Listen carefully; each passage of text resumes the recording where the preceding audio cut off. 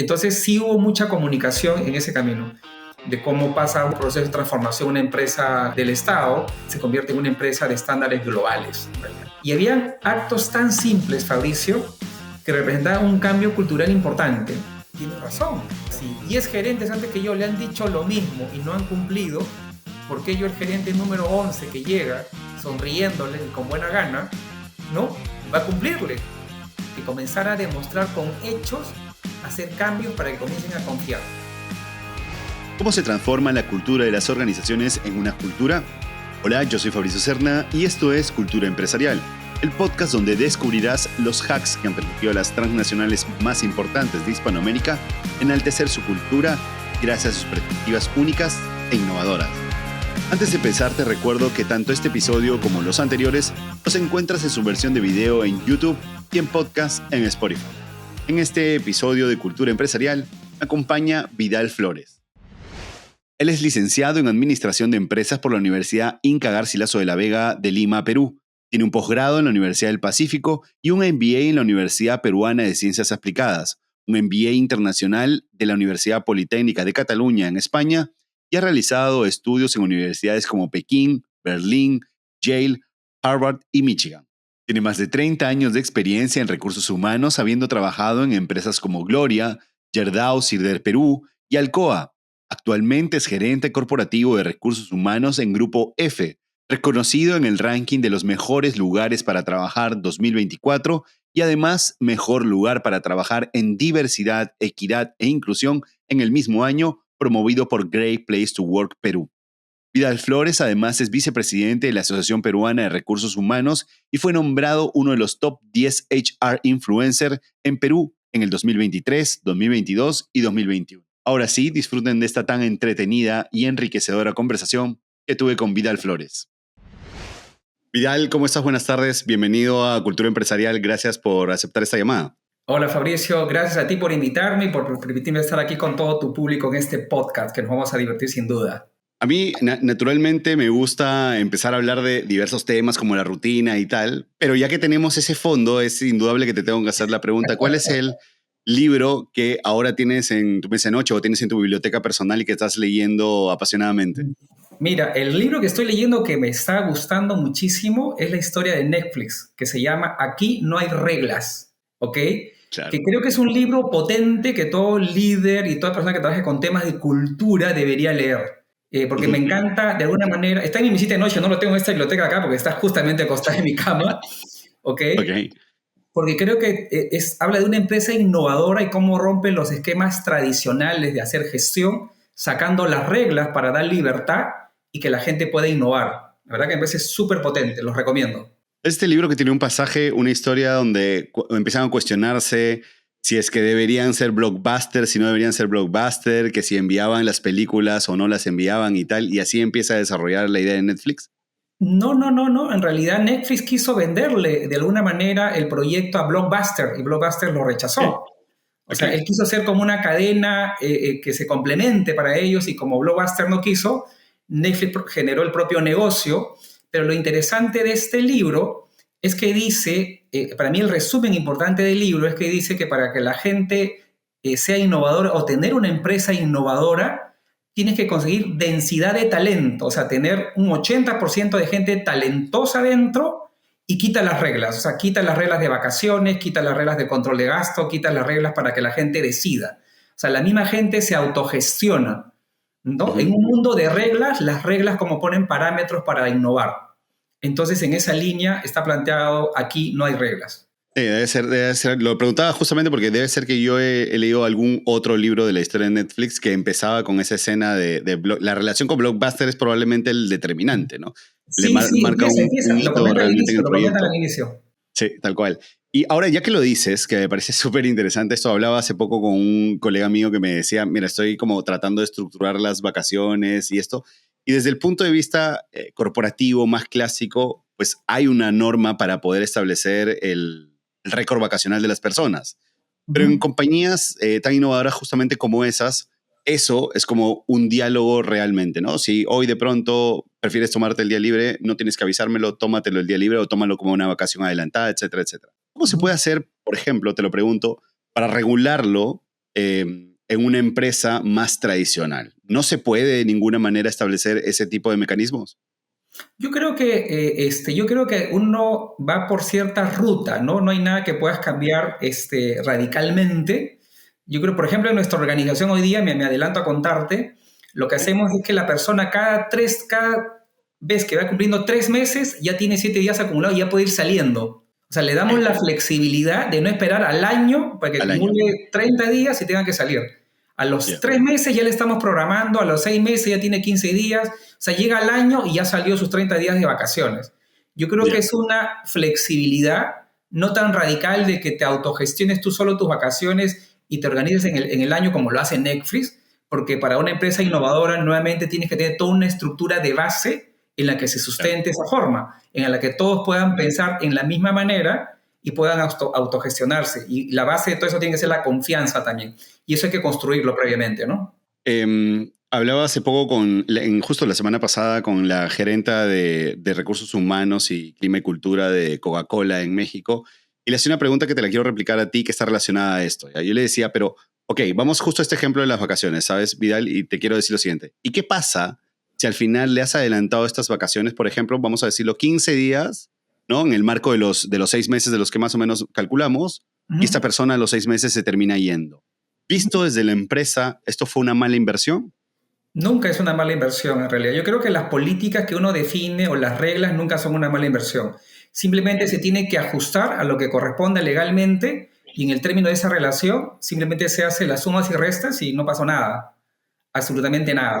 Yo creo que cuando tú defines algunas reglas de flexibilidad como la que tenemos, tienes que saberlas cómo administrar correctamente ante una situación como esa también.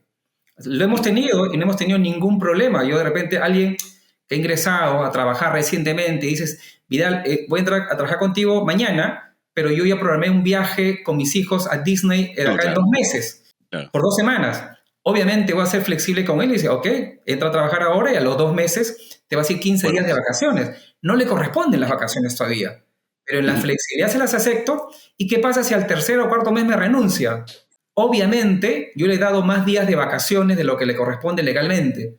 Y lo que se hace es un tema más administrativo y operativo, que nunca ha representado un problema para nosotros. Y no debería representar un problema para nadie tampoco, ¿no? Ok, te sigo por completo y te agradezco mucho este proceso reflexivo en el que hemos caído. No necesariamente arrancamos de este modo, pero nos has llevado ahí, así que ha estado súper bueno. Fuimos de frente, súper duro, me encanta. Bien. Oye, y una pregunta que a mí me hicieron una vez que yo, en un momento de mi vida también tuve una biblioteca tan enriquecida como la que podemos ver ahora. ¿Te has leído todos los libros que están atrás por completo? No.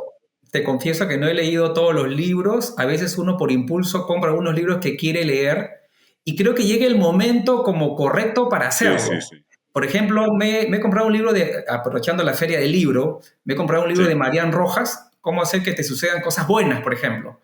Pero lo tengo todavía empaquetado y con plástico. Entonces, está con plástico todavía para abrirlo en el momento que corresponde. Como me los compré recientemente, y me he metido, te contaba hace un rato que estoy enseñando en la universidad, entonces me he comprado otros libros asociados a lo que estoy diseñando, entonces me he puesto a leer libros de diferentes lados, asociado a cultura, la revolución en las organizaciones, entonces como que estoy picando de diferentes lados para construir un contenido potente, ¿no? Entonces, claro, la verdad que el orden de los factores no altera el producto final, pero sí tengo muchos libros que aún no he comenzado a leer. Qué bacán, qué bacán. Y ahora, hablando un poco más justo de esta rutina o este hobby, esta pasión que tienes tú por leer y además de poder empaparte justo para los temas académicos, ¿tienes algún momento, o sea, dentro de tu rutina diaria, disciplinadamente, en que lo dedicas a leer o es más o menos cuando te surge un espacio? Mira, no tengo una rutina así que a las 8 de la noche me pongo a leer. Más o menos me organizo para que sea en las noches, pero a veces se presenta un tema con los hijos, con la familia, y siempre busco priorizar el tema de la familia. ¿Correcto? Y me busco un espacio en la noche acá. Tengo un espacio que he creado de mi biblioteca, mi espacio personal acá en la casa, que he tenido la fortuna de haberlo adecuado, así propiamente que es un espacio para mí, donde tengo mis libros, tengo un lugar para trabajar con tranquilidad, con música y todo esto. Entonces bajo siempre un rato a leer, pero sobre todo a escribir, porque me encanta escribir artículos, ideas que me vienen a la mente, entonces los pongo en limpio. Y tengo varios artículos que he publicado y varios que he escrito que no he publicado también, ¿no? Que los estoy sumando y en algún momento los voy a publicar sin duda. O en un viaje, hace poco estuve de viaje también, entonces me llevo un libro para estar leyéndolos, así que aprovecho diferentes momentos para hacerlo, ¿no? Qué interesante todo esto que me cuentas. Y yo cada vez encuentro menos tiempo para leer, de cada vez menos tiempo para escuchar podcast. Nosotros escuchamos mucho podcast, comprenderás, justo por el trabajo. Pero cada vez siento que tengo menos tiempo. La rutina nos mete en un ritmo que yo no, frenético, que yo no había calculado. Y te llevo entonces hacia otro punto, a nivel gerencial, a nivel en el que tú te encuentras. ¿Cómo haces para frenar, para dejar de lado momentáneamente las labores, para que no siga dando vuelta en la cabeza todos los pendientes que tengo, las estrategias que tengo que desarrollar, el equipo con el que tengo que trabajar, etcétera, para darle una pausa y dedicarle a la familia? ¿Cómo has descubierto ese proceso? Mira, yo lo que creo que en realidad no hay falta de tiempo, en realidad. Lo que hay es una mala gestión del tiempo. Yo creo que tenemos que tomar control de gestionar nuestro tiempo correctamente. Porque todos nos quejamos, no tengo tiempo, no me alcanza el tiempo, ni la familia, el estudio, el trabajo, los amigos o lo que fuera, o el deporte, y nos quejamos siempre de la falta de tiempo. Pero yo lo que creo que en lo que tenemos que enfocarnos en cómo gestionar el tiempo correctamente. Hay que ponerlo en limpio, hay que ordenarlo, ¿no? Hay que separar los espacios del trabajo, los espacios con la familia, y hay que hablar con todos estos públicos. Por ejemplo, mi esposa y mi familia saben que cuando estoy en el trabajo no me puedo estar llamando a cada rato porque no voy a responder las llamadas necesariamente. ¿Ok? Lo mismo, cuando estoy en la casa, mi equipo también sabe que no me pueden llamar a cada rato, a menos que haya una urgencia para hacerlo. Y separo también los fines de semana para dedicarle a mis hijos y a la familia. Tengo actividades ya programadas con mis hijos para salir a correr, para jugar baloncesto, para acompañarlos en algún deporte y organizar todas las tareas que hay los fines de semana. Yo creo que uno tiene que organizarse y poner sus prioridades para realmente darle el tiempo que corresponde a la familia, a los hijos, a los padres, a la esposa. Con mi esposa tenemos una rutina de ir al cine cada 15 días. Antes lo hacíamos cada semana. Somos los jueves de cine, porque son como los jueves de estreno. Somos bastante cinéfilos. Hoy día, por ejemplo, mi esposa me está diciendo qué película vamos a ver hoy. O sea, ya tengo claro que el día jueves me toca ir al cine. Esté cansado, me guste, no me guste, pero ya hemos hecho una rutina y creo que eso ayuda mucho, Fabricio. Yo creo que ayuda mucho crear rutinas que las comiences a respetar. Igual, si quieres hacer deporte, mi rutina de hacer deporte es correr en las noches. Yo no puedo hacerlos en la mañana como muchos amigos lo hacen. Entonces, me gusta en la tranquilidad de la noche salir a correr, ¿no? Para pensar, reflexionar un poco. Entonces, es cuestión de organizarse. Y con mis hijos siempre tengo actividades los fines de semana. Los domingos, por ejemplo, yo hago el desayuno, yo me encargo de hacer el desayuno. Es mi rutina de dar, de entregar o de cocinar algo para los chicos. Me encanta con mis hijos preparar un buen ceviche, por ejemplo, los hago partícipes a ellos, uno pica el limón, el pescado, lo mezclamos y hasta hacemos un video de cómo lo preparamos. Entonces sí me gusta, yo soy bastante casero y familiar y me gusta compartir mucho con mis hijos. Tengo un espacio con cada uno de ellos, ¿no? Genial, qué genial. Una de las cosas que me saltan ahora mismo es, haciendo relación a lo que hablábamos antes, los acuerdos, por ejemplo, que tienes con los colaboradores, aunque recién hayan ingresado a la compañía, los respetas. Es más casi como un acuerdo de palabra. Y ahora exactamente igual, ¿no? Los acuerdos que tienes con tu esposa, los acuerdos que tienes con tus hijos y tal. Me gusta mucho esa idea. Y solo para cerrar, este es un tema ya de curioso. ¿Cómo se escogen las películas? ¿Hay un autoritarismo ahí femenino o también hay democracia? Mira, yo soy bastante flexible en ese tema, ¿ya? Mi esposa típicamente le gustan las películas románticas, ¿no? Las romanticonas, un poco de comedia también. A mí me gusta mucho la de acción. Por ejemplo, ella quería ver hoy día una película de terror, me parece, que es El Exorcista, una cosa así que están dando. Yo le he dicho, quiero ver la de Tornado, de los Twister, ¿no? Que hay una que están dando. Entonces, sí. Tampoco me pongo en una posición que quiero y no. O sea, yo soy bastante accesible, diría yo, ¿ya? O sea, mi esposa también. Yo creo que somos adultos y conversamos bastante bien de ese tema. Y los fines de semana, cuando vamos al cine, mis hijos escogen las películas, eso sí. Ellos deciden ir, quieren ver una película de niños intensamente o mi villano favorito que la están dando en este momento, por ejemplo. Entonces simplemente yo puedo decir que no, sí, pero los acompaño. O sea, estoy con ellos porque es el momento de ellos han decidido, ¿no? Qué bien, súper. Vidal, en verdad, muchísimas gracias por este espacio de apertura, de conocer un poquito la parte más personal tuya. Pero ahora sí, vamos a ir hacia el fondo y te quiero realmente hacer retroceder en el tiempo hacia la parte, naturalmente imagino que hay como historias antes que esto, Pero me gustaría que hablemos un poco de más o menos el año 95 cuando estabas en Alcoa. ¿Cómo fue este momento? ¿Qué recuerdos tienes de esta etapa laboral tuya? Mira, la verdad que Alcoa para mí representa una escuela de formación muy importante. Yo empecé muy joven en Alcoa y creo que ha sido lo mejor que me ha pasado en términos de mi carrera y de aprendizaje y de formación también, porque ahí he conocido a mis mentores, role model a seguir y todo. Alcoa es una compañía americana que en ese momento cuando yo trabajaba ahí, ¿cómo se llama? Tenía como 20 negocios en todo el mundo, ¿ok? El principal negocio, obviamente, era el mineral de la bauxita. Y yo trabajé en Perú en uno de los negocios que era de packaging, que se producían las botellas de plástico y las preformas acá en Perú. Y tuve la posibilidad de, al ingresar a trabajar, me enviaron a formarme en Brasil en todos los temas asociados a gestión de personas y de recursos humanos. O sea, yo aprendí de recursos humanos realmente con muchos líderes brasileños y Alcoa era un referente en los temas de gestión de personas. Entonces, aprendí muchísimo de ello. Yo creo que capturé y supe internalizar realmente cómo realmente se trabajan los temas de gestión de personas que yo logré implementar en la operación de Perú, que era una operación nueva en ese momento. Tuve la posibilidad de viajar a muchas plantas de Alcoa en Brasil, tuve la oportunidad de viajar a muchos países de Latinoamérica para apoyar en algunos proyectos y busqué traducir todo ese aprendizaje en cosas que implementé aquí en Perú. Y justamente todas las cosas que he implementado en Perú me ayudaron en mi carrera para seguir creciendo, porque luego Alcoa me hizo responsable de una operación de Perú y Colombia, luego Alcoa me mandó para apoyar proyectos en Latinoamérica, en Argentina, en Chile, apoyar proyectos en Brasil. Yo fui como el responsable, por ejemplo, de responsabilidad social para América Latina fuera de Brasil. He visitado mucho Colombia también, porque estuve a cargo de Colombia. Y luego con Alcoa también se dio la oportunidad de ser expatriado. Y estuve expatriado en Centroamérica para trabajar con ellos. Así que yo estoy muy agradecido realmente con Alcoa, que fue mi escuela de formación realmente de recursos humanos de primer nivel, ¿no?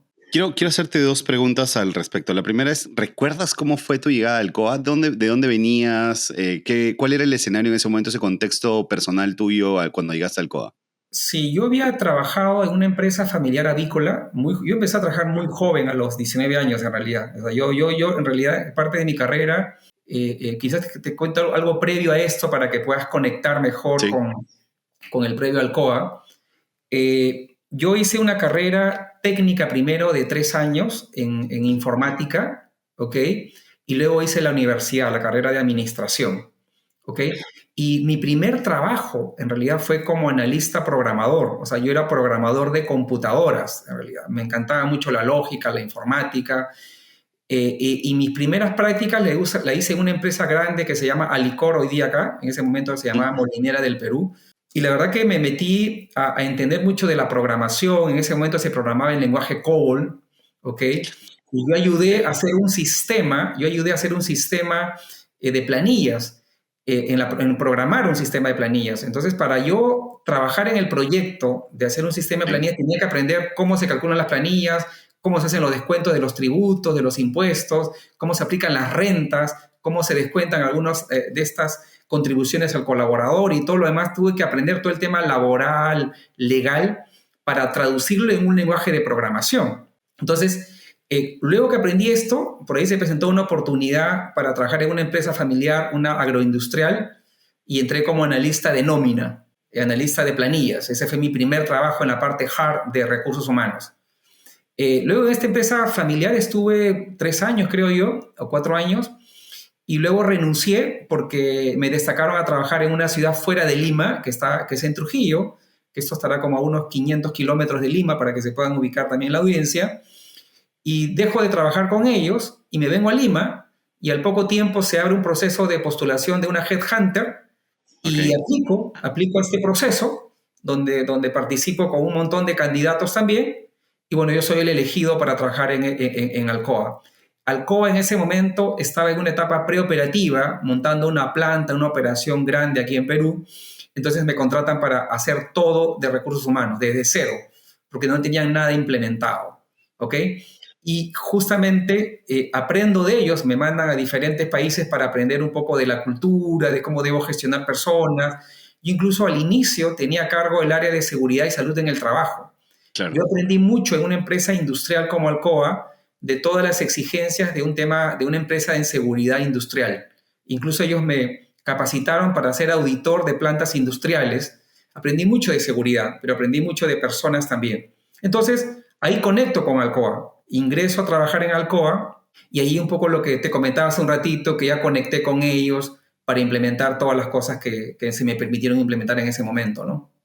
Me parece genial, gracias, porque a veces el viaje, o sea, aparece realmente o sea, aparece nuestra trayectoria profesional, cómo estamos ahí, pero no aparece el proceso, ¿no? O sea, que realmente te hayan janteado, que hayas estado antes como en nóminas, viendo nóminas y que luego hayas pasado a trabajar en Alcoa al puesto que llegaste, me parece impresionante. Y aquí era la segunda pregunta que quería hacerte. Cuando vas, yo sé que te fuiste a Centroamérica, estuviste específicamente, creo que en Honduras. Uh-huh. ¿Cómo fue ese momento? ¿Ya había familia? ¿Ya estabas casado? ¿En qué contexto te agarra ese viaje? Sí, mira, creo que de Magara siempre las cosas ocurren en el momento correcto. Al menos yo tengo esa mirada, ¿ya? Que las cosas ocurren en el Bien. momento correcto. Tenía mi hija de 5 años, obviamente ya estaba casado, y mi esposa todo el tiempo había trabajado también. Y mi esposa estaba trabajando en una firma muy importante, estaba trabajando en una petrolera importante. Para esto, comentarte que a mi esposa la conocí en la universidad. O sea, con mi Ok. esposa nos conocimos en la universidad, estudiamos administración los dos. Y ella también tenía una carrera en ascenso. ¿Ok? Trabajaba en una petrolera muy importante, que tenía buenos ingresos, buenas utilidades, y pasa que me proponen a mí expatriarme a Centroamérica. Sí. Para esto, mi esposa nunca había estado en casa, no sabía cocinar, no sabía las cosas de la casa, porque siempre se había dedicado a estudiar y trabajar también. Y cuando mi hija nace, como que ella sentía que no le había dedicado todo el tiempo para estar con mi hija, porque ya estaba en la prematernidad y todo esto, el postnatal, Claro, acompañando claro. hasta los 4 meses, 3 meses, y siempre teníamos gente que nos ayudaba, y su mamá también nos ayudaba un poquito en cuidar de mi primera hija. Entonces, cuando se da la oportunidad de ir a Centroamérica, lo pensamos los dos. Entonces dijimos, pucha, tengo esta oportunidad de salir de fuera, pero ella decía que yo tengo que renunciar a mi trabajo, y yo tengo ingresos también en mi trabajo, y me está yendo bien. Pero entonces decidimos los dos, ella decidió sacrificar el hecho de renunciar, porque también dijo, es la oportunidad en este proyecto de estar más cerca de mi hija, o sea, de ese tiempo que no he estado cercano, de acompañarla a ella. Entonces, en ese acuerdo salimos a viajar fuera, ella renunció a su trabajo y estuvo en ese tiempo cuidando de mi hija. Y mira lo simpático de esta experiencia, porque creo que todo proceso de expatriación trae aprendizaje para todos. Mi esposa es muy práctica, ¿ya? Y cuando llegaba allá dice, ¿ahora qué se hace en la casa? O sea, ya tengo que cocinar. No sabía cocinar. Llamaba a su mamá todos los días para preguntarle, mamá, ¿cómo se hace el estofado? ¿Cómo se hace el otro? Y la mamá le explicaba, se hace así, y ella tomaba nota, y era muy rápido. Y ya cociné, ¿ahora qué más se hace en la casa todo el día? Ya cociné. ¿Qué Fuerte. más hago? Ya, hay que lavar la ropa de mi hija, ¿no? O sea, lavar la ropa en la casa, ya listo, ya la la programé. ¿Y yo qué hago todo el día? O sea, ¿me entiendes? Se sentía como extraña en un ambiente de una labor que no había sido. Ese ha sido su aprendizaje también. Y para mí, mientras yo estaba, obviamente, en el trabajo, casi siempre el expatriado es el que menos siente ese tema porque está ocupado, ¿no? O sea, desde el momento que llegas, ya te tienen en reuniones, te tienen en viajes y todo lo demás. Y obviamente el aprendizaje de un expatriado es rico en los temas de cultura, en los temas de un nuevo clima, nuevas personas que conoces de todo el mundo también, porque me tocó también montar una operación de 4.000 colaboradores de 4 plantas de producción y tuve que traer gente expatriada de Centroamérica, de México, de Estados Unidos, gente acá de Colombia, de Brasil, para montar una operación grande realmente en Centroamérica. Alcoa estaba moviendo operaciones de México para Centroamérica y bueno, fue todo un proyecto interesante. O sea, yo me concentré mucho en el trabajo, disfrutaba los fines de semana con mi familia, obviamente, y los aprendizajes que me dan ahí hasta la forma de comunicarte y de hablar. Y una cosa que yo recuerdo, acá en Perú, por ejemplo, nos tratamos con cariño, que nos decimos gordito, gordita. Yo a mi esposa le decía, gordita, ya estás acá, estás en la casa, todo bien.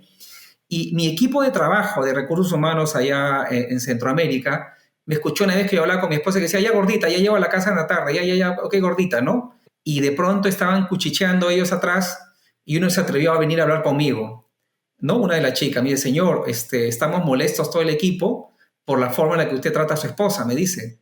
porque usted la trata de gorda, eso es muy feo de decirle gordita, gorda a alguien o gordita a alguien.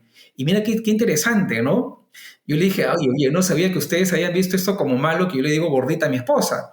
Y les explicaba que el hecho de decir gordita es una especie de dar con cariño que uno trata a la persona, ¿no? La persona que uno quiere, que uno estima, lo tratas de gordito, ¿no? Y mira qué interesante, cosas tan simples que uno va aprendiendo en otra cultura, ¿no? De la forma de pensar, de la forma de hablar y todos los cuidados que tienes que tener de observar para un poco seguir también lo que ellos están haciendo.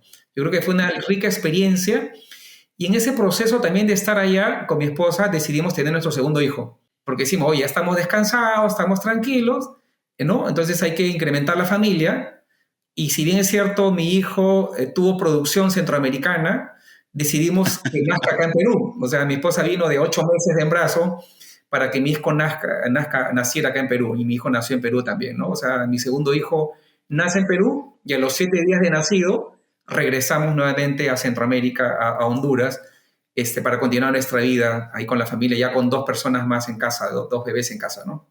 Qué genial, qué linda historia. Ahora, lo que quiero entender es este momento en que tú terminas volviendo a Perú a trabajar además en algo que no tenía nada que ver con la empresa en la que estabas anteriormente, en Alcoa. Pasaste más bien a una parte de producción de acero en una empresa además súper grande brasilera que estaba en operación en Perú. ¿Cómo ocurre?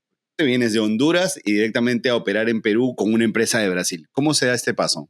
Mira, interesante el tema. Después de 2 años que yo tenía como plan estar en Centroamérica, Sí. ellos me hacen una propuesta, Alcoa me hace una propuesta de irme a trabajar a México, ¿ok?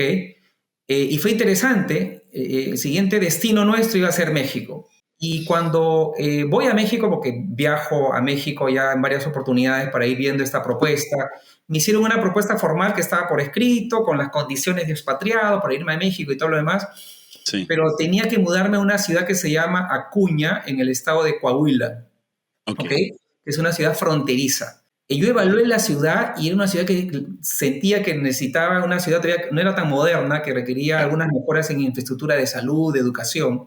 Y quise, en realidad, en la negociación, que me mudaran a Monterrey, a Puebla, porque a DF era imposible, y no logré conseguir esa negociación para irme a una ciudad mucho más moderna. Porque me dijeron que esta ciudad en Coahuila tenían 10.000 colaboradores en la planta, yo tenía que estar viajando por diferentes puntos de México e iba a estar poco en casa. Ya estábamos viendo con mi esposa colegio, estábamos viendo casa y todo lo demás, pero no era una cosa que nos convencía, ¿ya? Porque las condiciones de la ciudad no eran las que yo esperaba. Estuvimos dándole vuelta, pero lo que tocaba era o aceptar o renunciar y regresarte a Perú. Claro. Y en ese camino tuve la suerte también de que uno de esos días una headhunter internacional me contacta, de acuerdo, eran 6 de la mañana allá en Centroamérica, acá en Perú creo que eran las 8 de la mañana, y me contactan y me cuentan, Vidal, el grupo Yerdao está creciendo, está abriendo operaciones en Perú, van a comprar Sider Perú, y me dice, y requieren un líder de recursos humanos con una sólida experiencia internacional y todo lo demás para que ayude a liderar todo el proceso de transformación. Yo la verdad que de Yerdao, de esta empresa brasileña, yo no conocía nada. Me puse a investigar recién en ese momento y tomé conciencia de lo grande que era Yerdao en el mundo. ¿Ok? Claro. Vengo a varios procesos de entrevistas aquí en Perú con el CEO de ese momento. Voy a varias entrevistas en Brasil también, en Porto Alegre, en Río Grande do Sul. Y luego en toda esa entrevista hubo mucha química. O sea, Yerdao en ese momento estaba buscando líderes de Alcoa, porque Alcoa era su referente para benchmark. ¿Ok? Entonces, muchas prácticas de gestión de personas, de la parte financiera, de responsabilidad social, ellos querían de alguna manera copiar de Alcoa. Y obviamente yo tenía toda esa experiencia, querían aprender cómo era la gestión del talento, querían aprender cómo era todo el proceso de gestión de personas, de seguridad, de responsabilidad social, así que yo caía como un anillo al dedo para ellos. ¿Okay? Entonces, deciden hacerme una propuesta. La verdad que cuando llego a Brasil encajé perfectamente con los líderes, con el CEO, con todo. Hubo mucha química en realidad. Yo me sentía como en casa. Y obviamente también tuve la fortuna y la suerte de que ellos decidieran por mí y me hicieron una propuesta. Yo recuerdo que esa propuesta me la hicieron en marzo de ese año, creo que ha sido el 2015, si no me equivoco, 2014, 15. 2007, perdóname, 2007. 2007. 2007 me hacen la propuesta en el mes de marzo y me querían para allá ya. Pero yo le decía, oye, yo estoy en otro país, yo no puedo renunciar así en una semana y regresarme inmediatamente con toda la familia. Mi hija está en el colegio, yo tengo que dejar las cosas encaminadas. Y yo decidí comenzar en julio con ellos. La verdad que ellos tuvieron que esperarme 3 meses para yo renunciar y dejar todas las cosas encaminadas en otro país, ¿no? Y la verdad que agradezco mucho esa oportunidad que me dieron porque confiaron en mí y pudieron apostar en que después de 3 meses que yo acepté la propuesta, yo me venga a incorporar con ellos.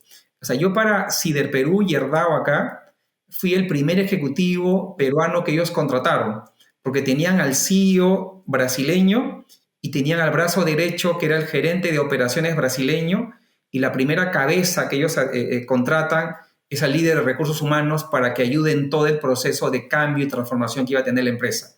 Creo que ha sido uno de los proyectos más importantes de mi carrera, estar en ese proceso de transformación de CIDE Perú, porque CIDE Perú ha sido una empresa estatal por casi 50 años, con prácticas de empresa del Estado, que hay mucha burocracia de por medio, ¿ok?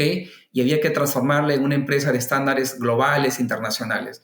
Entonces, sí me tocó un reto desafiante, pero creo que tuve a los líderes correctos y el apoyo correcto de todo mi equipo también que me ayudó para hacerlo.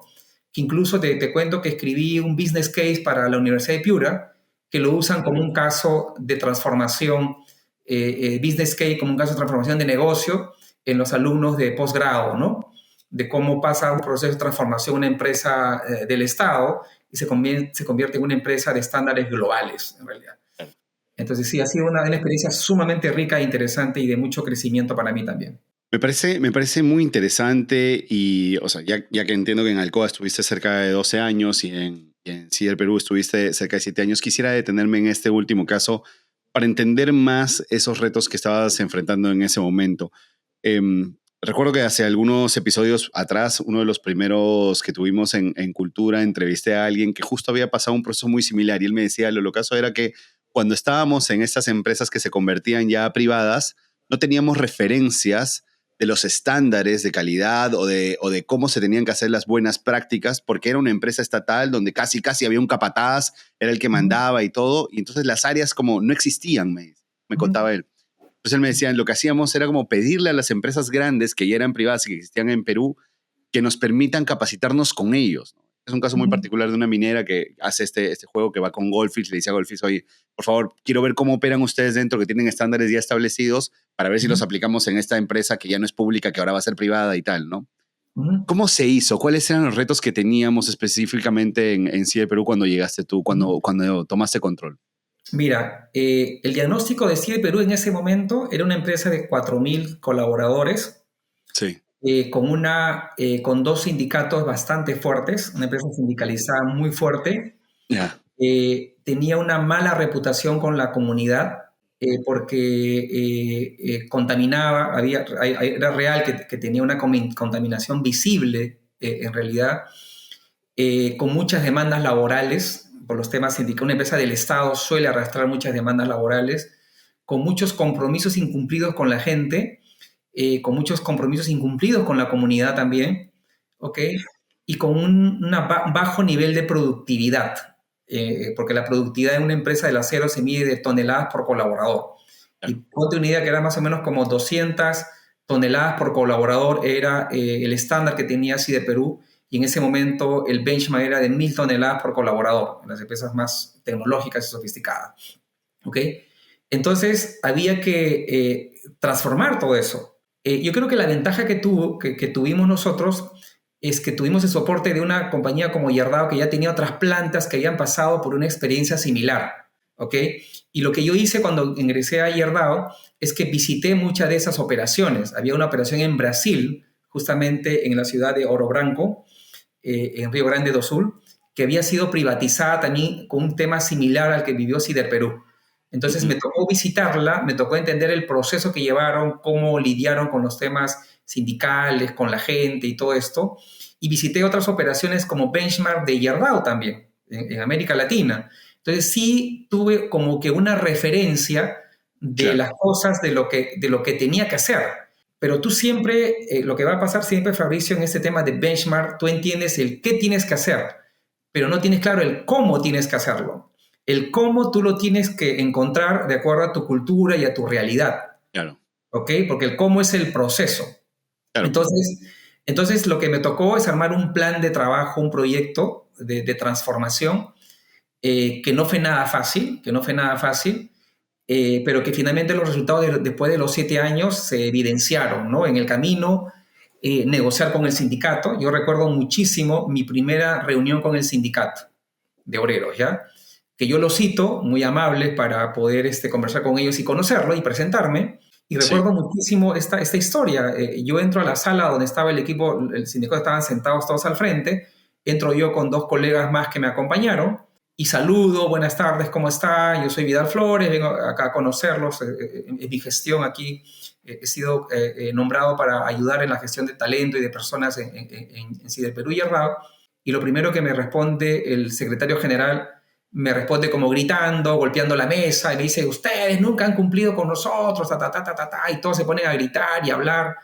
Entonces yo muy respetuosamente digo, señores, creo que ustedes hoy día no están en condiciones de hablar, creo que vamos a postergar la reunión para otro día. Y me dicen, no, porque nos tienen que escuchar, que no sé cuánto. Yo le digo a mi equipo, dejen en el acta, por favor, que yo he venido a saludarlos y que los señores en realidad no están con buena disposición para conversar el día de hoy. Se molestaron y todo lo demás, pero lo cité para otro día. Creo que comencé a marcar la cancha, en realidad, de cómo se tienen que manejar las cosas diferentes en ese momento para comunicarse. Los siguiente reunión ya venían un poco más calmados, a querer conversar, y comenzamos a conversar en realidad con ellos, y me tocó un poquito escuchar muchísimo, ¿ya? Y yo les pedía que confiaran un poco en la gestión, porque viene una empresa internacional detrás de esto, y que mi intención era buena para ayudar en el proceso de cambio y traer cosas buenas para la compañía, que todos nos beneficiábamos con esto. Pero me di cuenta en algún momento ellos me decían, señor, ¿pero por qué tenemos que confiar en usted? Me dice, porque todos los gerentes que han venido anteriormente nos han dicho exactamente lo mismo. Entonces, y la verdad yo me puse a pensar, y tienen razón. O sea, si 10 gerentes antes que yo le han dicho lo mismo y no han cumplido, ¿por qué yo, el gerente número 11 que llega sonriéndole y con buena gana, no va a cumplirle? O sea, ¿por qué tiene que ser mi gestión diferente en realidad? Entonces, el gran desafío que tuve yo, que comenzar a demostrar con hechos, hacer cambios para que comiencen a confiar. Entonces, mucha gente, las cosas de confianza, Fabricio, se construyen de las cosas más simples en realidad, ¿ok? Y compromisos que yo tenía, que el día de mañana le van a dar las chompas al equipo que trabaja en el muelle, o mañana se repara este baño, o pasado mañana hacemos lo otro, había que ir cumpliendo para demostrar que efectivamente te interesa realmente el equipo. ¿Me entiendes? Entonces, compromisos que yo hacía, mañana los voy a visitar, mañana, en 2 semanas les resuelven el problema del agua o lo que fuera, que eran cosas básicas que no se resolvían en la compañía, ¿ya? Y había mucho acto de desconfianza, pues porque efectivamente, si han pasado varios líderes ahí por la empresa, ¿por qué tendrían que confiar en este liderazgo que hoy día viene? Entonces, la confianza, primer aprendizaje, no es algo que se pide, sino es algo que se construye, ¿no? Se construye en el tiempo. Y en esta cercanía, en estas reuniones permanentes, comenzamos a construir confianza. Con decirte que antes todos los pedidos del sindicato lo hacían por cartas. Decían, señor Vidal Flores, necesitamos que nos corrijan el agua del baño no sé cuánto. Señor Vidal Flores, necesita otra carta larga y escrita, ¿no? Necesitamos que respeten los horarios del área de mantenimiento y no sé cuánto.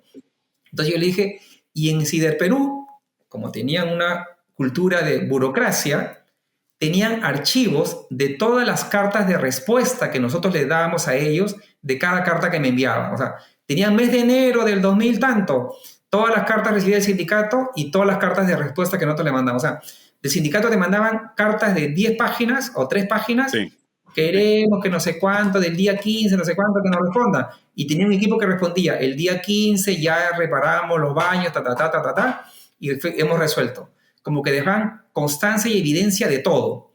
Yo lo que dije a partir de ese momento, se eliminan las cartas, tanto de venida como las de respuesta.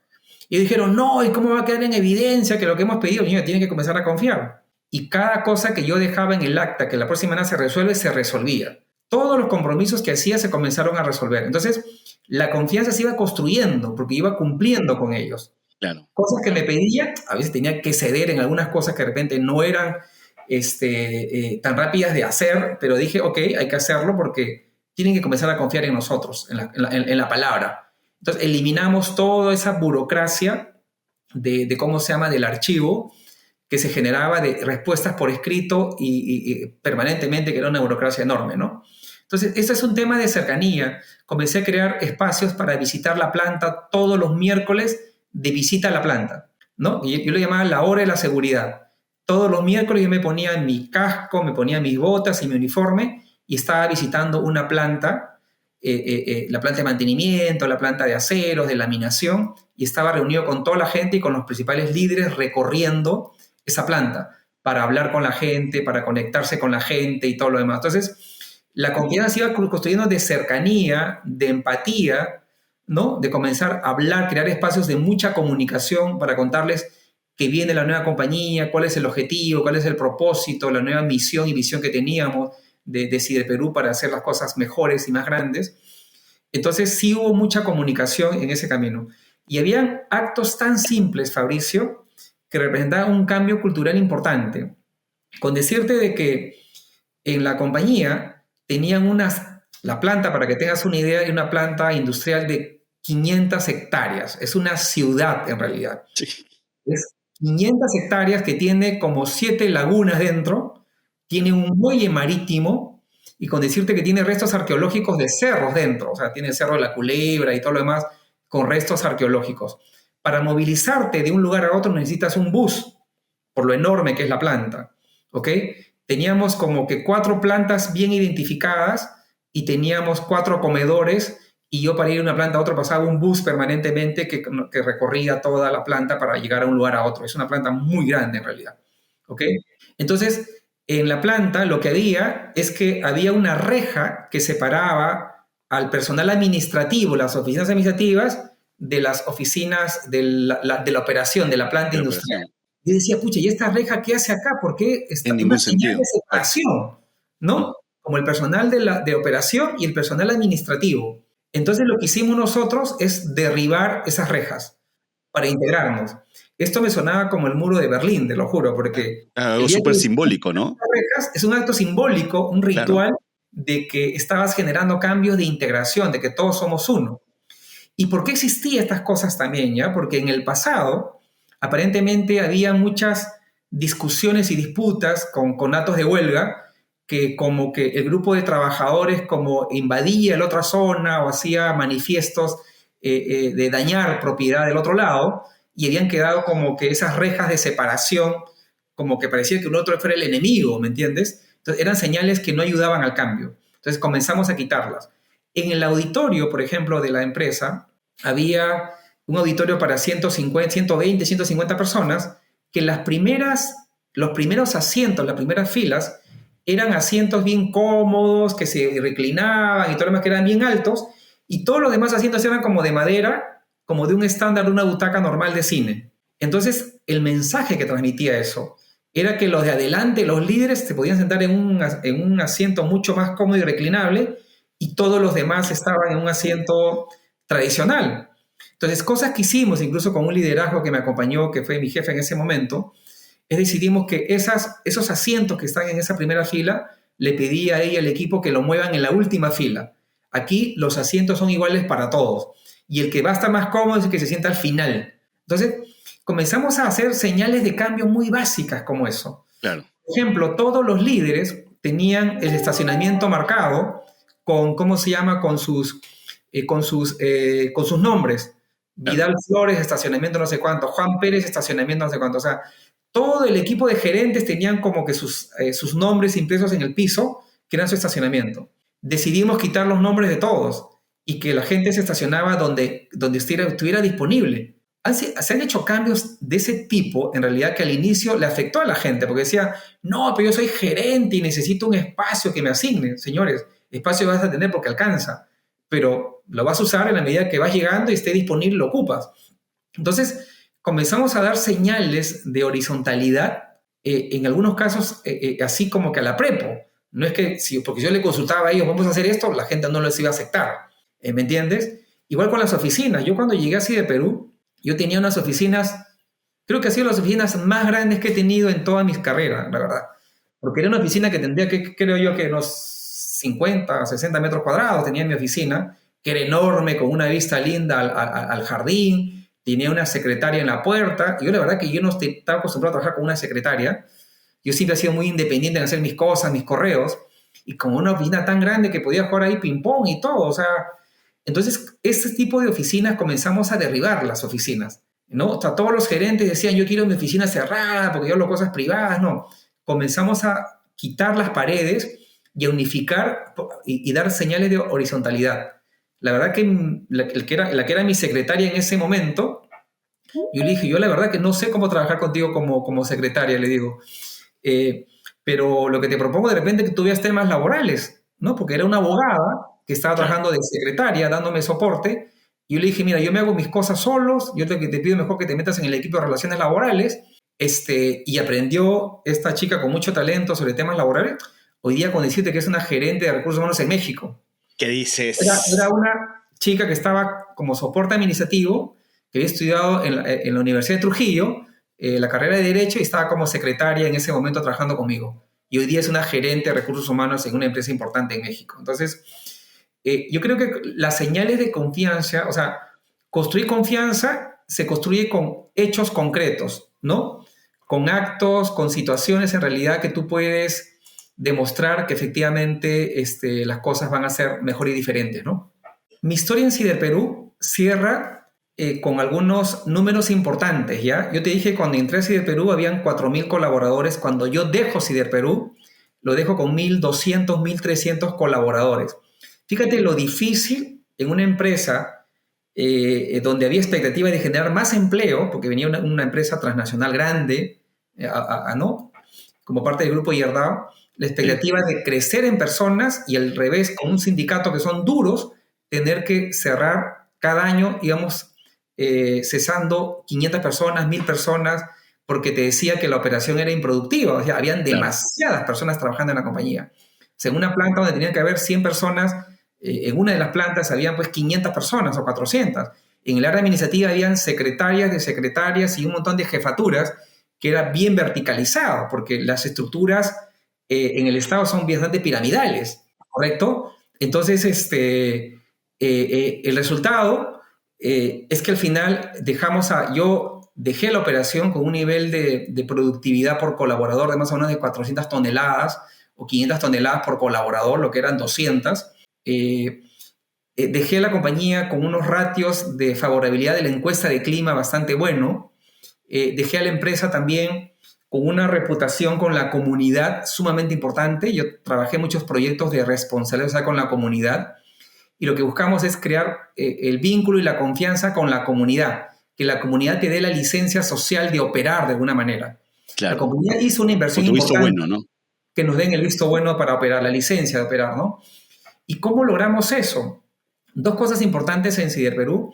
Se hizo una inversión importante en todo el sistema de captación de humos, ¿ok? Para no contaminar el aire, una inversión muy importante.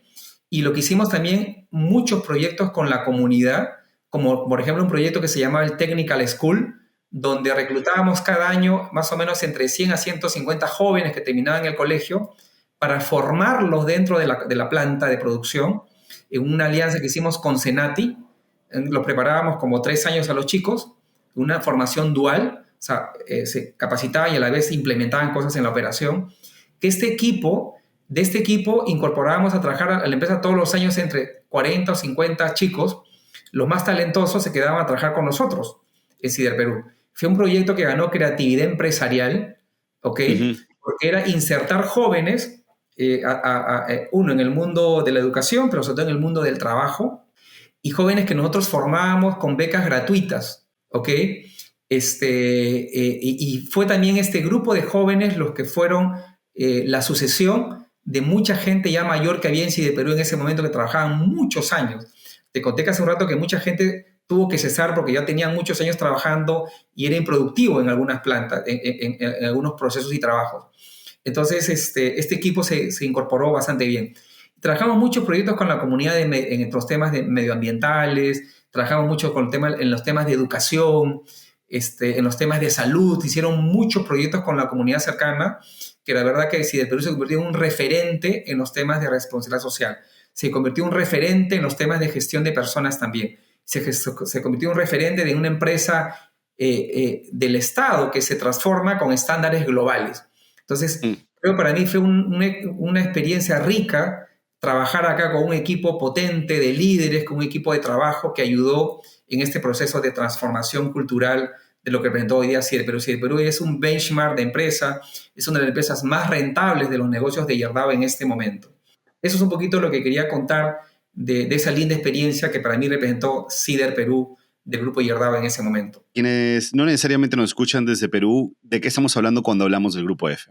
Gracias por la pregunta, Fabricio. El Grupo F es un holding peruano que ya tiene más de 30 años de historia, que tiene varias unidades de negocio el día de hoy. Principalmente participa en el negocio del retail de venta de electrodomésticos, en el retail de venta de motos, ¿ok? Tenemos una financiera también, que es Financiera Efectiva, y tenemos un marketplace que se llama Juntos con Z, ¿ok? Tenemos hoy día 240 tiendas en todo el país. Tenemos capilaridad participando en las ciudades de más de 50.000 habitantes en todo el Perú, con 5.000 colaboradores distribuidos en 8 regiones en todo el Perú. Y somos una empresa que ha venido innovando, creciendo, que es 100% peruana, solo tiene presencia en Perú en realidad. Y hemos hecho realmente un trabajo también envidiable en todo el proceso cultural y de transformación de la compañía. Es otra de las experiencias ricas que me encanta contar y lo cuento con mucho orgullo porque me siento muy comprometido realmente trabajando con ese equipo maravilloso de líderes y el equipo de recursos humanos también que me ha tocado trabajar. Y qué genial, has hecho un repaso que yo no me esperaba de anécdotas, de cosas que te han marcado. Por todo sabes que yo coincido mucho contigo, creo que los gestos, creo que estas señales o estos símbolos que uno puede dar para el equipo sirven mucho y hablan mucho de la personalidad de cada uno, pero sobre todo de la gestión que uno quiere implementar de cara hacia el proyecto, de cara hacia más adelante, ¿no? Me voy a saltar rápidamente, sé que tuviste un par de experiencias laborales más y quiero llegar hacia lo que hoy sé que te llena de muchísima ilusión, que lo vibras y lo vives como si fuese el primer día y es esta vida que llevas ahora con el Grupo F. Para ponernos en contexto a quienes no necesariamente nos escuchan en Perú, ¿qué es el Grupo F y de qué estamos hablando? Sí, la verdad que es un propósito, diría, único y es un propósito que fue co-creado, te quiero contar, con los propios colaboradores. Hace 3 años, más o menos 3 o 4 años, decidimos repensar nuestro propósito, ¿ok? Porque el propósito anterior que tenía la empresa era como mejorar la calidad de vida de las familias peruanas, con acceso a crédito y todo lo demás, ¿ya? O sea, tenía un propósito interesante y decidimos replantearlo.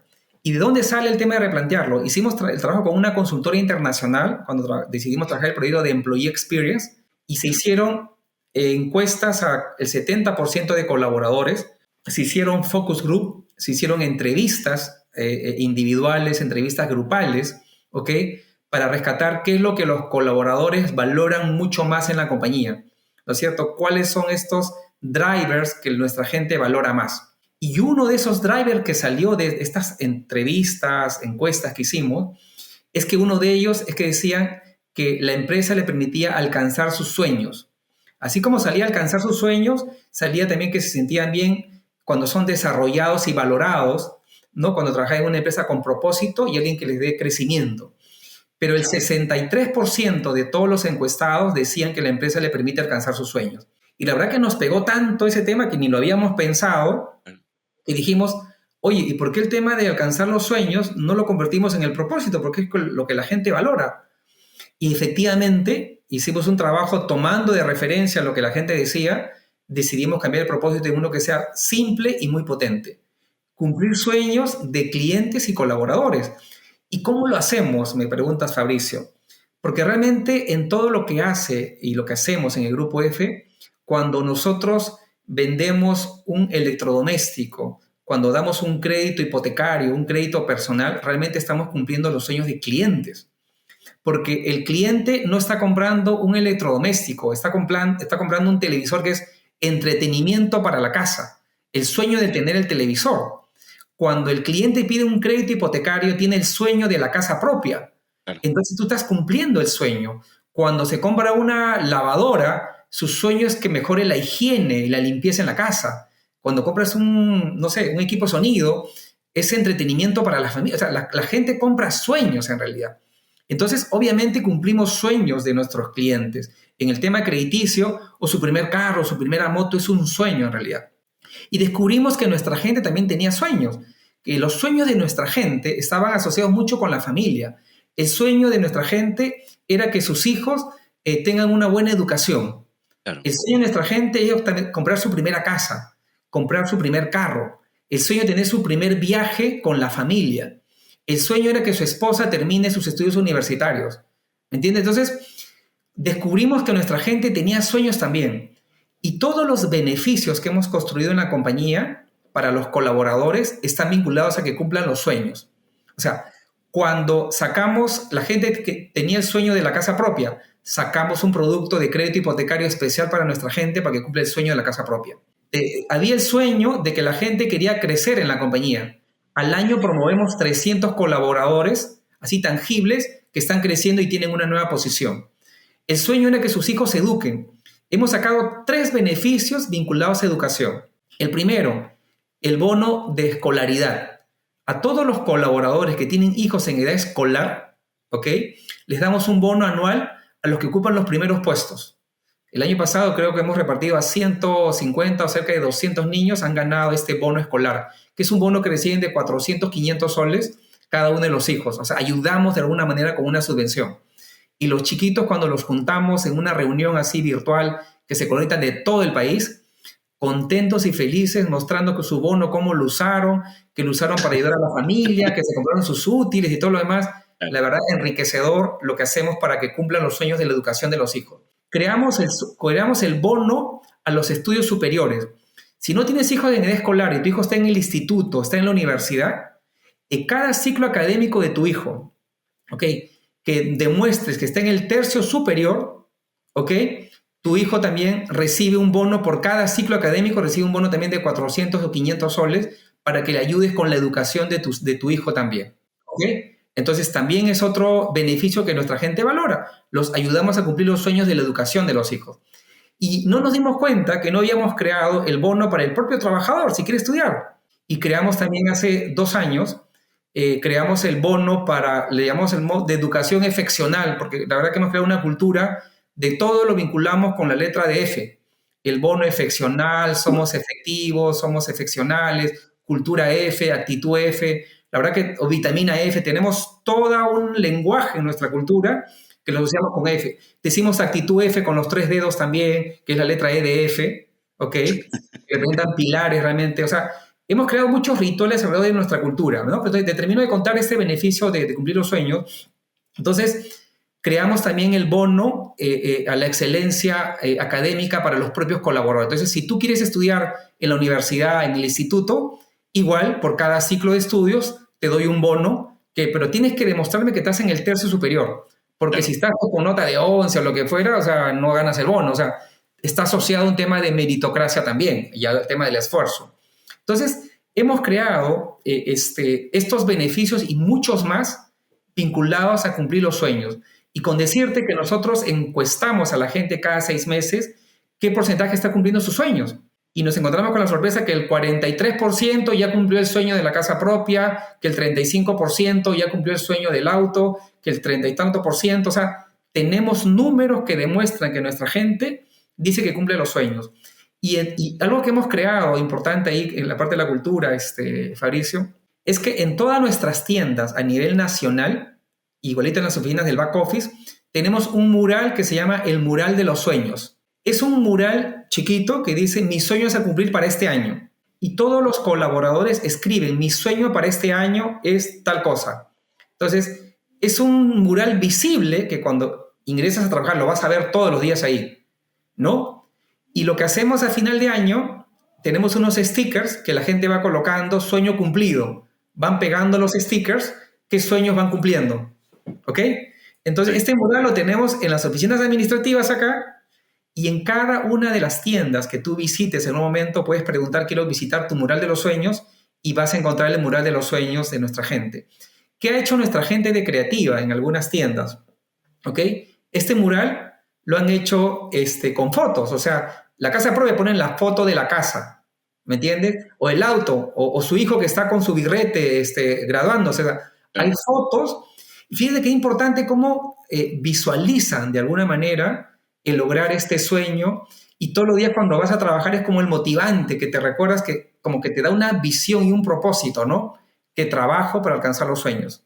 Entonces, sí hemos vinculado el tema de nuestro propósito, es bastante tangible en realidad en las cosas que hacemos en el día a día y lo que hemos construido en nuestra cultura, ¿no?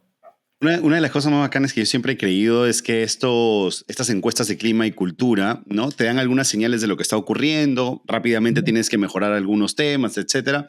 Pero hay pequeñas señales que si no detectas rápidamente se te pueden ir de las manos, como por ejemplo, quiero reinventar el propósito, los valores de la empresa y tal, y me estoy matando, etcétera, ¿no?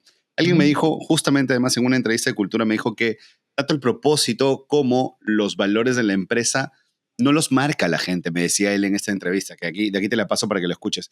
Él me decía, eso lo marca el CEO o lo marca el dueño de la empresa, porque tienes que alinearte a lo que él cree y tal, ¿no? Yo más bien era renuente y le decía, no, yo creo que lo tiene que construir la propia gente, ¿no? Es como cuando, por ejemplo, en el caso de nosotros de Decibel 85, cuando entramos a hacer un nuevo proyecto de podcast con alguna empresa, ellos nos empiezan a decir de qué quieren que vaya el podcast, ¿no? Yo lo detengo al gerente usualmente y le digo, ¿qué te parece si nos permites más bien a nosotros hacer como un focus group para que tu gente nos diga de qué quiere que vaya el podcast? Porque realmente no estamos seguros que tú seas representativo, quizás sí, pero de todos, ¿no? Cuando hacemos este focus group, empiezan a surgir temas que tú no te veías venir, ¿no? ¿Cómo ayudo mi hijo en la escuela? Temas de salud mental, alimentación saludable, cosas por el estilo.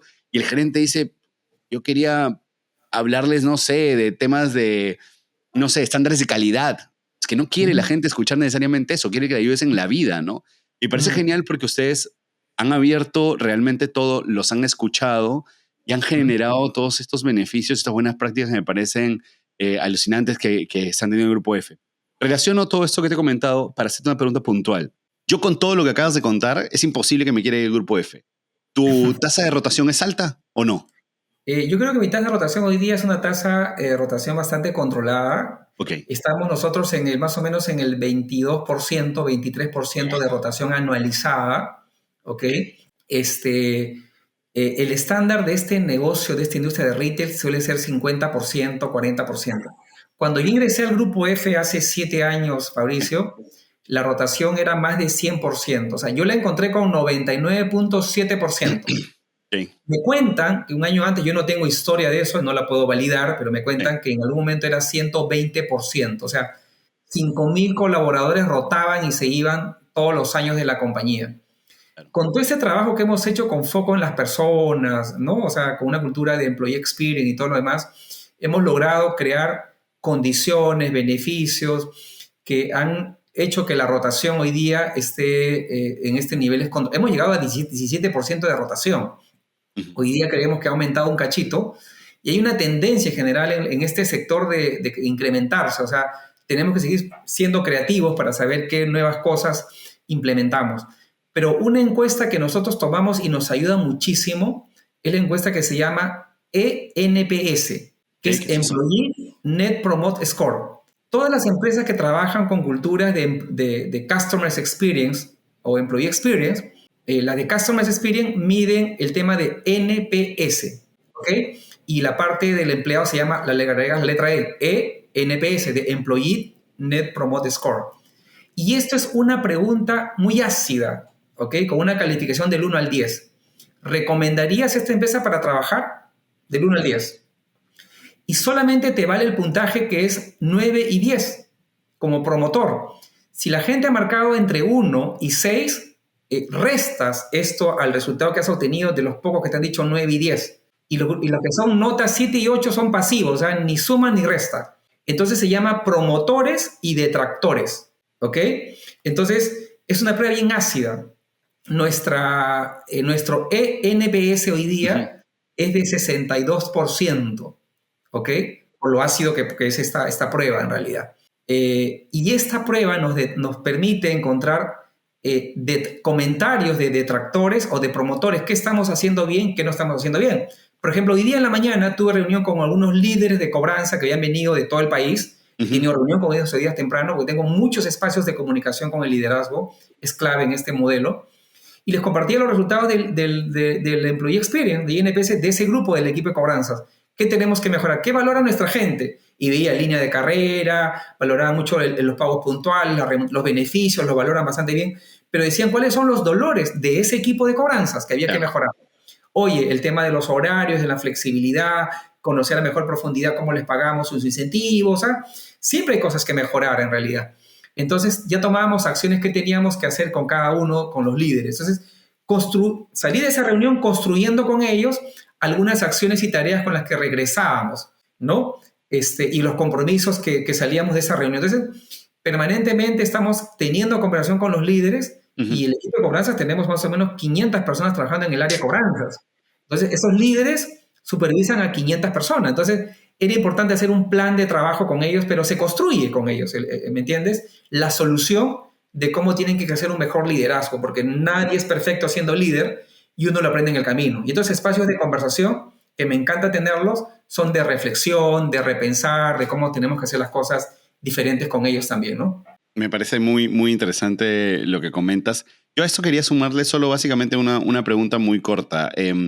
En los procesos que ustedes llevan a cabo, por ejemplo, los procesos de reclutamiento, ya que hablábamos de una tasa sorprendentemente baja de rotación, ¿utilizan alguna metodología innovadora? ¿Están utilizando inteligencia artificial? ¿Los procesos de reclutamiento son clásicos? ¿Cómo es en el caso de ustedes?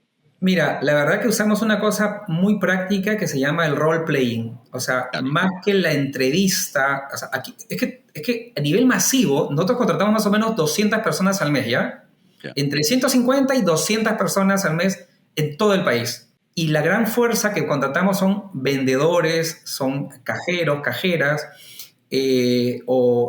ejecutivos de cobranza, o gente que trabaja en el área logística. Y la mejor prueba que nos está funcionando es el role playing. ¿Qué hacemos con el role playing? A un candidato a ventas lo invitas acá, le das un cursito que lo mire y lo estudie de cómo se vende una computadora o un televisor. Una vez que lo estudie, me dice, ¿ya estás listo? Ok, entonces yo, gerente, que lo voy a entrevistar, dice, véndeme el televisor. Claro. Entonces él tiene que decir, sí, mi televisor de tantas pulgadas, y yo le pregunto como cliente, oye, pero yo quiero uno más grande, ¿cuántos píxeles son? ¿Qué apagado tiene? ¿Es LED? Le hago un montón de preguntas. Él tiene que saber responderme, saber vender.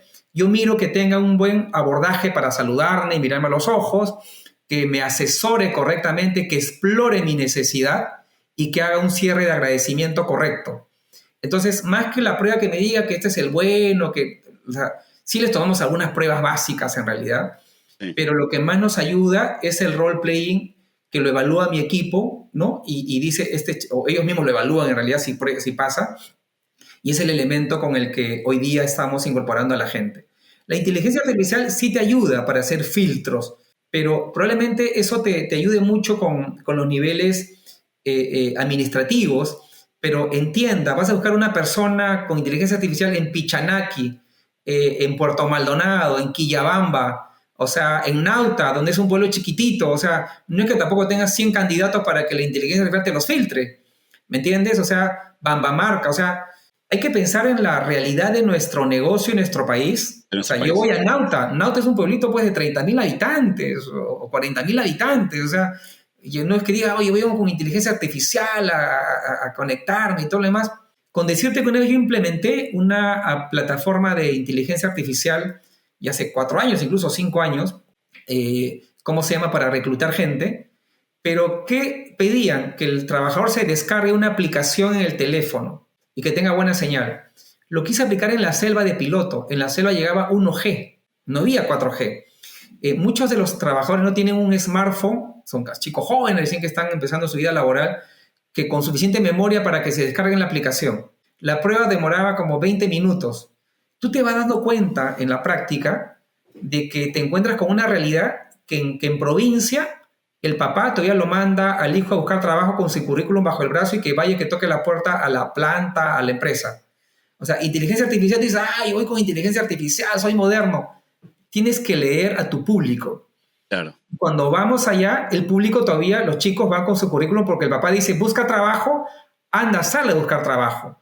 El chico no dice, papá, estoy buscando trabajo en la computadora. El papá no le cree que esté buscando trabajo en la computadora. El papá tradicionalmente dice, anda a buscar trabajo, porque te veo que estás sentado ahí en la computadora y no estás haciendo nada de buscar trabajo. Entonces nos funciona que la gente va con el currículum todavía a tocar la puerta y quieren que lo entrevisten, ¿no? Ahí no funciona lo virtual y después, ¿no? O sea, estos procesos masivos tienen otro comportamiento. Lo que tienes que pensar que no toda la tecnología se adapta para todos. Como te digo, allá yo cuando voy con el celular no me entran los WhatsApp ni nada. O sea, llega 1G de verdad. Entonces, ¿cómo le voy a decir al chico que responda a una encuesta de su celular si no le llega una buena señal en el celular? Claro. Por más inteligencia artificial que quiera usar. ¿Me entiendes? Y pasa lo mismo también que los chicos no tienen un celular con alta capacidad para que descarguen. Y otra cosa que descubrimos, a los chicos hay que darle encuestas o estas pruebas que sean de 10 minutos, 8 minutos. Tú le das de 20 minutos, la abandonan y la dejan. ¿Me entiendes? Entonces, sí, hay que adecuar nuestros procesos a la realidad de nuestro país. A veces todo lo que pensamos, y tengo muchos colegas con los que a veces discuto ese tema, pensamos en soluciones para Lima, ¿no? Y no pensamos en soluciones para nuestro país, en realidad. Y hay que pensar que nuestro público, el nuestro al menos, está en todo el país, en ciudades que yo ni conocía, en realidad, ¿no? Entonces, ese es un punto sumamente importante a considerar. Al final, en la suma total de lo que es Perú menos Lima, es muchísimo más y que deberíamos prestarle más atención, ¿no? Y ser más precavidos ahí. Tú insistes mucho en algo que a mí me ha llamado la atención y es que la marca es en la marca empleadora, ¿no? Una marca visible, una marca cercana. Ya hemos hablado todo lo que hacemos desde el Grupo F, de beneficios a los colaboradores, del proceso de acompañamiento, las buenas prácticas que tienes, etcétera, y hasta el proceso de reclutamiento que hemos hablado ahora. Pero de cara hacia afuera, yo quiero entender esto desde tu punto de vista. ¿Por qué es tan importante que la gente sepa de lo bueno que se hace en el Grupo F? ¿Por qué es tan importante que la marca empleadora sea una marca realmente visible? Yo creo que nos ayuda a todos, ¿no? Yo creo que nos hace un empleador atractivo, ¿ok? Nos hace ser consecuentes en lo que somos y lo mostramos. Nos muestra como una empresa que somos abierta a compartir nuestro conocimiento, nuestra cultura, lo que hacemos también. ¿Ok? Yo creo que somos muy abiertos hacia eso. Nos encanta compartir nuestra práctica, pero sobre todo yo creo que es una señal de confianza de que lo que estamos haciendo acá, lo que estamos construyendo acá es genuino y es real. Y sí nos ha vuelto atractivo para los demás. O sea, y esta marca empleadora te la quiero contar. Nosotros no hemos contratado ninguna firma para que nos ayude a trabajar todo este proyecto. Lo hemos trabajado conscientemente con los líderes. O sea, los líderes son los principales promotores de lo bien que trabajamos acá. Los trabajadores son los que postean cuando ingresan acá. Cuando tienen una actividad, ellos hablan por nosotros.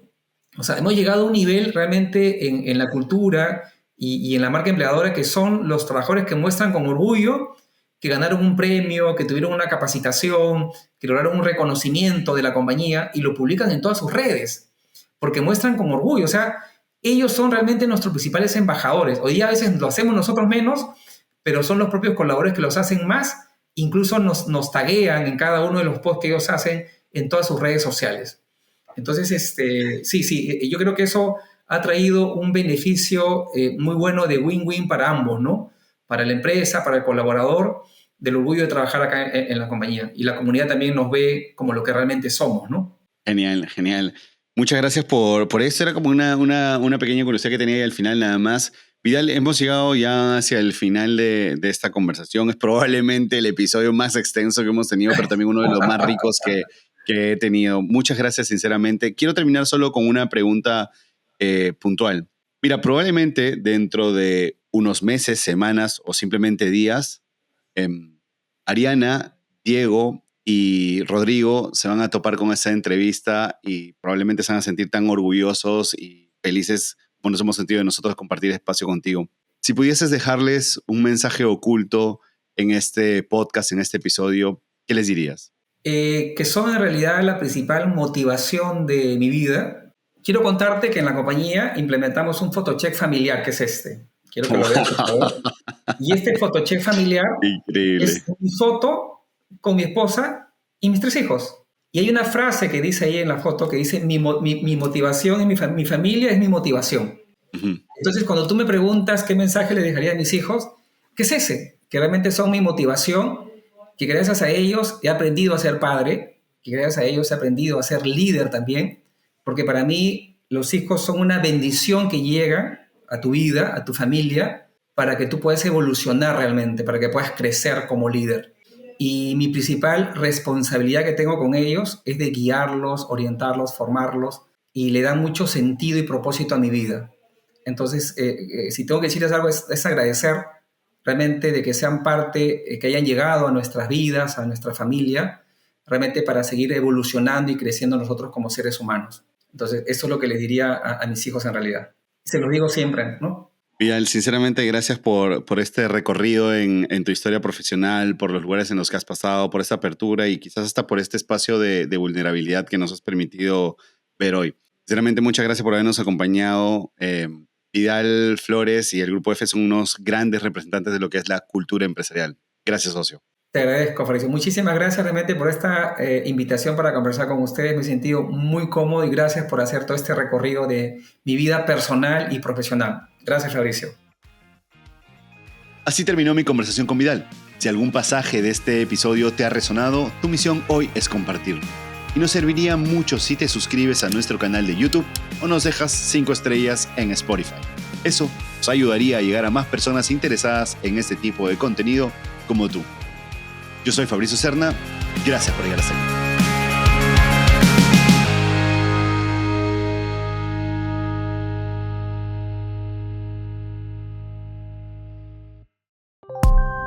Original de Decibelio 85.